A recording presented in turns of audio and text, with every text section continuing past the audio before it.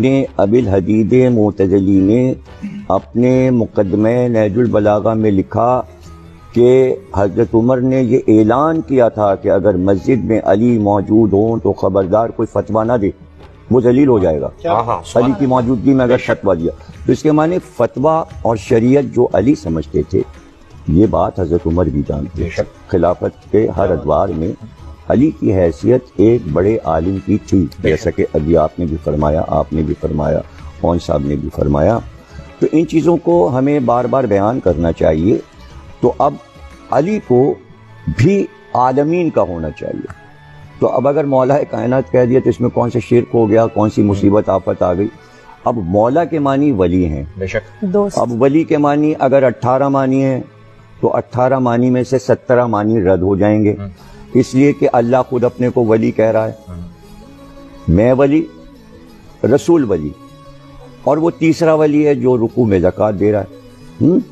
تو اللہ جب ولی ہے تو اب 17 معنی ولی کے نہیں ہوں گے، ایک ہی معنی ہوں گے۔ جو اللہ کے لیے ولی ہوگا وہی رسول کے لیے ولی معنی ہوں گے اور وہی علی کے لیے ہوں گے۔ تو اگر عالمین کا رب اللہ ہے، عالمین کے نبی رسول ہیں، تو پھر ولی بھی عالمین کے لیے ہے کہ وہ عالمین کی باتیں بتائے۔ اور یہ دعوت صرف حضرت علی نے کیا ہے کہ سلونی، مجھ سے پوچھو، میں ازل سے ابد تک کی باتیں بتاؤں، میں زمین کے راستوں کی طرح آسمان کے راستوں سے واقف ہوں، اور جو میں بتا سکتا ہوں اس سے پہلے کہ میں تم میں نہ رہوں پوچھ لو۔ ایسی دعوت تو کسی نے نہیں دی۔ اب جتنا جس کا ظرف اور حوصلہ تھا اس نے پوچھا، اور جتنا پوچھا اسی سے وہ علم علی کا سب کاغذ پہ آ گیا، لوگوں نے محفوظ کیا۔ اور جہاں بھی علم کی یہ خاصیت ہے کہ علم پسند دنیا کے کسی کونے میں ہو، وہ کھنچ کے وہاں پہنچ جاتا ہے۔ تو جب علی نے مسجد کوفہ کو علم کا مرکز بنایا تو یونان کا عالم بھی آ گیا، ایران کا عالم بھی آ گیا، روم کا عالم بھی آ گیا۔ جہاں جہاں علم تھا وہ بھاگ کر دوڑ کر وہاں آ گیا، اور پھر اس نے اپنے ظرف اور اپنے علم کے مطابق علی سے پوچھا۔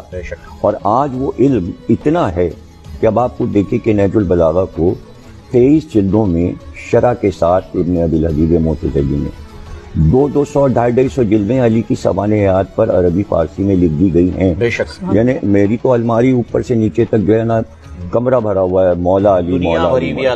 یعنی میں نے ایک پورشن صرف نہج البلاغہ کا بنایا ہے، ایک پورشن صرف ولایت علی کا بنایا ہے، ایک علی کا سوانح حیات کا بنایا ہے، ایک علی کے علم کا بنایا ہے۔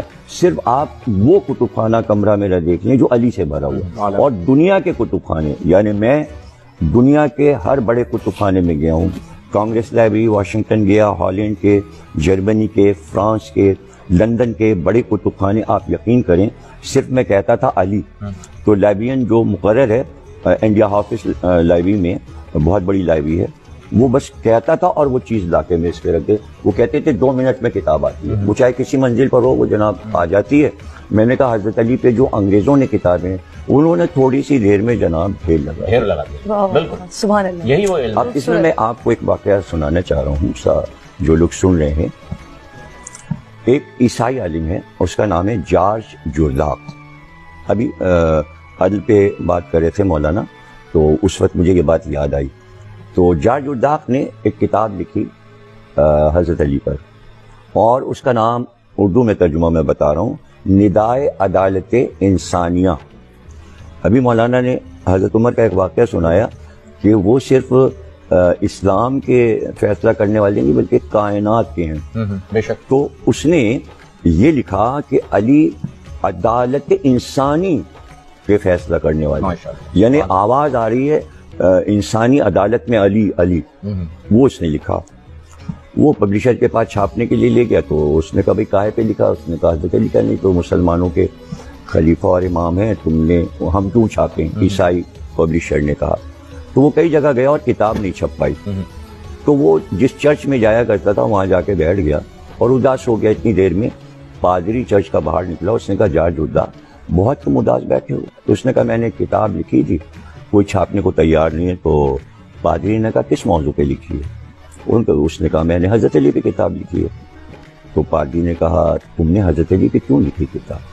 اس نے کہا میں نے جب کتابیں دیکھی تو میں نے دیکھا کہ عیسائیوں پر علی کے کچھ احسانات ہیں، میں نے اس احسان کو اتارنے کے لیے علی پر کتاب لکھی ہے۔ تو کہا سب نے منع کر دیا، کہاں؟ وہ اندر گیا اور کچھ پیسے لے کے آیا اور اس نے کہا بھائی یہ چرچ کے پیسے ہیں، اس سے تم کتاب چھاپ لو، جب تمہاری کتاب بک جائے تو تم چرچ کے پیسے واپس کر دینا، لیکن کتاب چھاپو گا۔